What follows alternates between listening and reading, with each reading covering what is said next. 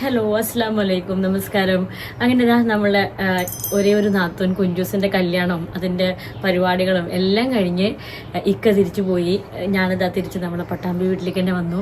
ഒക്കെ ഏകദേശം ഇതാ ബാക്ക് ടു നോർമൽ ആയിട്ട് ഇങ്ങനെ വരുന്നു. കല്യാണം അതിൻ്റെ കുറേ പ്രീ വെഡിങ് ഫംഗ്ഷൻസും അങ്ങനത്തെ കുറേ വിശേഷങ്ങൾ കഴിഞ്ഞൊരു മാസത്തെ എൻ്റെ ചാനൽ നോക്കിയിട്ടുണ്ടെങ്കിൽ എല്ലാ വിശേഷങ്ങളും കാണാം. അപ്പോൾ കാണാത്ത നമ്മുടെ വീഡിയോസ് കാണാത്ത കൂട്ടുകാരൊക്കെ വീഡിയോസൊക്കെ കാണുന്നുണ്ട് കേട്ടോ. Q&A വെക്കണം എന്ന് ഞാൻ ആദ്യം വിചാരിച്ചിട്ടുണ്ടായിരുന്നു. കാരണം കമൻസിൽ ഒരുപാട് കമൻസിൽ പല പല സംശയങ്ങളായിട്ടാണെങ്കിലും അല്ലെങ്കിൽ ഓരോരുത്തർ അഭിപ്രായമായിട്ടുള്ളൊക്കെ ഒരുപാട് കമൻസ് ഉണ്ടായിരുന്നു. ആദ്യം ഞാൻ വിചാരിച്ചു ഓക്കെ ഇതിനൊക്കെ ഒന്ന് റിയാക്ട് ചെയ്യണം.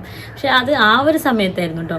പിന്നെ ചിലപ്പോൾ എനിക്ക് ഇറിറ്റേഷനൊക്കെ വരും. ചില കമൻസ് വായിക്കുമ്പോൾ എന്താ ഇങ്ങനെ പറഞ്ഞു അങ്ങനെയൊക്കെ തോന്നും.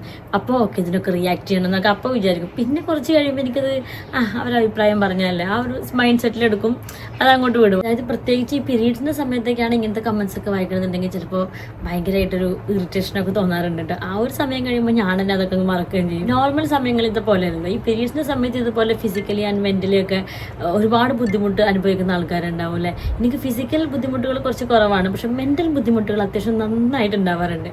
ആ സമയത്ത് അധികം ഇങ്ങനെ വെറുതെ ഇരിക്കാറില്ല, എപ്പോഴും എന്തെങ്കിലുമൊക്കെ ഇങ്ങനെ ചെയ്തുകൊണ്ട് ഇരിക്കാൻ ശ്രദ്ധിക്കാറുണ്ട്. കാരണം വെറുതെ ഇരിക്കുമ്പോഴായിരിക്കും ഭയങ്കരമായിട്ടൊരു എന്തൊക്കെയോ ആവശ്യമില്ലാത്ത ഫീലിങ്സ് ഒക്കെ വരുന്നത്. ഒരുപാട് ദിവസങ്ങൾക്ക് ശേഷം വീട്ടിൽ വന്നുകൊണ്ട് തന്നെ ഒരുപാട് കാര്യങ്ങൾ ചെയ്യാനും ഉണ്ടായിരുന്നു കേട്ടോ. അപ്പം ഈ സമയത്ത് അങ്ങനത്തെ കാര്യങ്ങളൊക്കെ ചെയ്യാനാണ് എനിക്ക് കൂടുതൽ ഇഷ്ടം. ഡ്രസ്സുകളൊക്കെ അറേഞ്ച് ചെയ്ത് വെക്കുക, അതുപോലെ മേക്കപ്പ് സാധനങ്ങളൊക്കെ അറേഞ്ച് ചെയ്ത് വെക്കുക, ഓർണമെന്റ്സ് ഒക്കെ സെറ്റ് ചെയ്ത് വെക്കുക, അങ്ങനെയൊക്കെ ചെയ്യാൻ എനിക്ക് ഭയങ്കര ഇഷ്ടമാണ് കേട്ടോ. പക്ഷെ ഒരേ കാര്യം കുറേ സമയം ചെയ്യാൻ വെക്കില്ല കേട്ടോ. കുറച്ച് നേരം ചെയ്യുമ്പോൾ തന്നെ അത് മടുക്കും, വീണ്ടും ഇറിറ്റേറ്റഡ് ആവും. അപ്പോൾ ഇതാ ചെയ്യുന്ന കാര്യമാണ് വായന. ഇങ്ങനെ വായിക്കാൻ വേണ്ടി ഞാൻ ഒരുപാട് ബുക്സ് എപ്പോഴും വാങ്ങിച്ചു വെക്കാറുണ്ട്. കാരണം മൈൻഡൊക്കെ ഒന്നുകൂടി സ്ട്രോങ് ആയിട്ടിരിക്കാൻ ഈ ഒരു വായനയൊക്കെ നല്ലതാണെന്ന് എനിക്കപ്പോൾ തോന്നാറുണ്ട്. പിന്നെ എനിക്ക് ഫിക്ഷണൽ, ഈ സ്റ്റോറി, നോവൽ അങ്ങനത്തെ ബുക്സ് അല്ല കേട്ടോ. എനിക്ക് കുറച്ച് നോൺ ഫിക്ഷണൽ ബുക്സാണ് എപ്പോഴും ഇഷ്ടം. എൻ്റെ കയ്യിലെ കളക്ഷൻ മുഴുവൻ അങ്ങനത്തെ ആയിരിക്കും. അതുപോലെ തന്നെ പിന്നെ എനിക്ക് ഇഷ്ടമുള്ള വേറൊരു കാര്യമാണ് നെയിൽ പോളിഷ് ഇടുന്നത് കേട്ടോ. കാരണം നമുക്ക് പീരീഡ്സിൻ്റെ സമയത്താണല്ലോ നെയിൽ പോളിഷൊക്കെ ഇടാൻ പറ്റുക. അപ്പോൾ അതിനുവേണ്ടി ഞാൻ ഒരുപാട് കളേഴ്സൊക്കെ എപ്പോഴും കാണുമ്പോൾ വാങ്ങിച്ച് വെക്കാറുണ്ട്. എന്നിട്ട് അതിങ്ങനെ ഇടുക, മാറ്റിയിടുക, വീണ്ടും മാറ്റിയിടുക, അതങ്ങനെ ഒരു വട്ട്. അങ്ങനെ പീരീഡ്സിൻ്റെ ഈ ആദ്യത്തെ 2-3 ദിവസങ്ങളിൽ ഒരു മെൻ്റൽ സ്ട്രെസ്സും അതുപോലെ മൂഡ് സ്വിങ്സും ഒക്കെ ഒന്ന് ചേഞ്ച് ആക്കാൻ വേണ്ടിയിട്ട് ഇഷ്ടമുള്ള കുഞ്ഞു കുഞ്ഞു കാര്യങ്ങൾ ചെയ്യും. അന്ന് മെയിൻ ജോലികളൊന്നും ചെയ്യാറേ ഇല്ല കേട്ടോ. ചില സമയത്താണല്ലോ ഭയങ്കര ക്രേവിങ്സ് ആണ്, എന്തൊക്കെയോ കഴിക്കാനൊക്കെ തോന്നും. ആ സമയത്ത് കുട്ടികളെ കൂട്ടി പോയി എന്തെങ്കിലുമൊക്കെ കഴിച്ചിട്ട് വരുന്നുണ്ടോ. ചില ദിവസങ്ങളിലാണെങ്കിൽ ഒന്നും കഴിക്കാനേ വേണ്ടി വരില്ല. ഇങ്ങനെ എന്തൊക്കെയോ മിക്സഡ് ഇമോഷൻസ് ആണല്ലേ. നിങ്ങൾക്ക് എന്തൊക്കെയാണ് പീരീഡ്സിൻ്റെ സമയത്ത് വരാറുള്ള ഏറ്റവും ബുദ്ധിമുട്ടുള്ള ഫീലിങ്സ് എന്ന് കമൻറ്റ് ചെയ്യാൻ മറക്കരുത് കേട്ടോ. പിന്നെ ആകെപ്പാട് സമാധാനമുള്ള കാര്യം രാത്രിത്തെ സുഖമായിട്ടുള്ള ഉറക്കാണ്. അതും എവേർട്ടിൻ്റെ ഒരു relax nights ultra sanitary pad use ചെയ്തതിന് ശേഷം. കാരണം മുന്നേ ഒക്കെ ഏറ്റവും ബുദ്ധിമുട്ടുള്ള കാര്യം പീരീഡ്സിൻ്റെ സമയത്തുള്ള ഉറക്കമായിരുന്നു.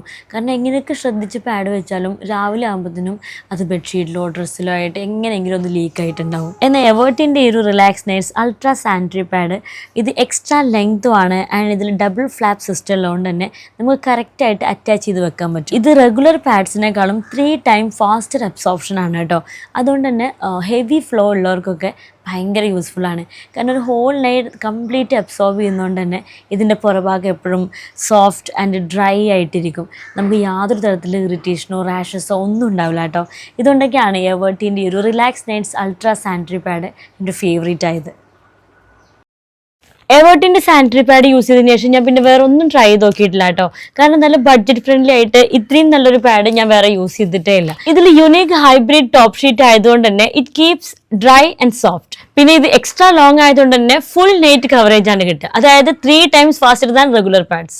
പിന്നെ എവേർട്ടിൻ്റെ ഈ സാനിറ്ററി പാഡ്സ് ഒക്കെ ഡെർമറ്റോളജിക്കലി ടെസ്റ്റഡ് ആണ് കേട്ടോ. മാത്രമല്ല ഇത് നീം ആൻഡ് സാഫ്ലവർ എക്സ്ട്രാക്ട് ഒക്കെ ഉള്ളതുകൊണ്ട് തന്നെ ഇത് നമുക്ക് റാഷസ് ആൻഡ് ഇറിറ്റേഷൻസ് എന്നൊക്കെ നമ്മൾ പ്രൊട്ടക്ട് ചെയ്യും. അപ്പോൾ എസ്പെഷ്യലി ഹെവി ഫ്ലോ ഉള്ളവരൊക്കെ എന്തായാലും എവേർട്ടിൻ്റെ ഈ ഒരു സാനിറ്ററി പാഡ്സ് ഒന്ന് യൂസ് ചെയ്ത് നോക്കി. പിന്നെ വേറൊരു പാഡിനെ പറ്റി ചിന്തിക്കേണ്ടേ വരില്ല. അപ്പം ഇനി മുന്നത്തെ പോലെ ഇനി പീരീഡ്സിൻ്റെ സമയത്ത് ഈ ബ്ലാക്ക് ഡ്രസ്സിന് ഇടേണ്ട നിർബന്ധമില്ല. നല്ല പ്യുവർ വൈറ്റ് ഡ്രസ്സ് ഇട്ടിട്ട് നല്ല സുഖമായിട്ട് കംഫർട്ടബിൾ ആയിട്ട് കിടന്നുറങ്ങാം. കാരണം ലീക്കേജസിൻ്റെ യാതൊരു ഇഷ്യൂ ഉണ്ടാവില്ല. അപ്പോൾ എവേർട്ടിൻ്റെ ഒരു relax nights ultra sanitary pad നിങ്ങൾക്ക് വേണമെന്നുണ്ടെങ്കിൽ ലിങ്ക്സും കാര്യങ്ങളെല്ലാം ഡിസ്ക്രിപ്ഷൻ ബോക്സിൽ കൊടുത്തിട്ടുണ്ട്. ഇപ്പം തന്നെ ചെക്ക് ചെയ്ത് നോക്കിയൊക്കെ. ടാറ്റാ.